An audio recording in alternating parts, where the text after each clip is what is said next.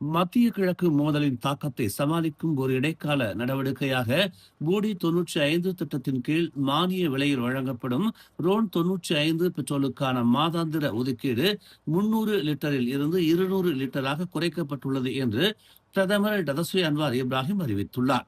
1 litre 1 ringgit 99 send என்ற விலையில் நிர்ணயிக்கப்பட்ட இந்த மானிய எரிபொருளுக்கான புதிய ஒதுக்கீடு அடுத்த மாதம் முதல் அமலுக்கு வரும் என்று எதிர்பார்க்கப்படுகிறது.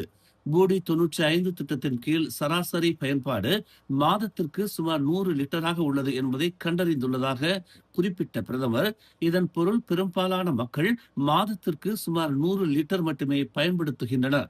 மேலும் கிட்டத்தட்ட 90 விழுக்காடு பேர் 200 லிட்டருக்கும் குறைவாகவே பயன்படுத்துகின்றனர்.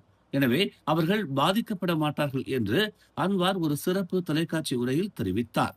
நிதி அமைச்சராகவும் இருக்கும் அன்வார், எண்ணெய் விலைகள், விநியோக நிலைமைகள் மற்றும் உலக பொருளாதாரம் ஆகியவற்றில் மீட்சி ஏற்படும் வரை இந்நடவடிக்கை தற்காலிகமானது என்று தெரிவித்தார். நாம் தவிர்க்க முடியாத பல்வேறு குற்றச்சாட்டுகளும் விளக்கங்களும் இருக்கும் என்பதை அறிவேன். ஆனால் உறுதியாக இருங்கள், மக்கள் சுமையை தாம் விரும்பவில்லை என்று அவர் கூறினார். மேலும் ஒவ்வொரு நடவடிக்கையும் கவனமாகவும் விவேகமாகவும் பரிசீலிக்கப்பட்டுள்ளது என்று அவர் தெரிவித்தார். மலேசியாவின் அண்டை நாடுகள் உட்பட பல நாடுகள் எரிபொருள் விலையை உயர்த்தி உள்ள நிலையில் புத்ராஜயா மானிய விலையிலான ரோன் 95 விலையை 1 லிட்டருக்கு 1 ரிங்கிட் 99 சென்ட் என்ற அளவிலேயே நிலைநிறுத்தியுள்ளது என்பதையும் அன்வார் சுட்டிக்காட்டினார். இது மக்களுக்கு குறிப்பிடத்தக்க நன்மைகளை கொண்டு வந்துள்ளது என்பதை அறிவோம்.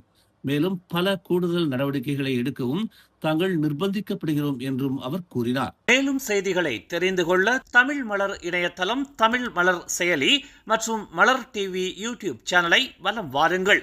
எங்களோடு இணைந்திருக்க மலர் டிவியை பதிவு செய்து கொள்ளுங்கள். உறவுகள் மகிழ்ந்திட விருப்பம் மற்றும் பகிர்வு சேவையை சொடுக்கிடுங்கள்.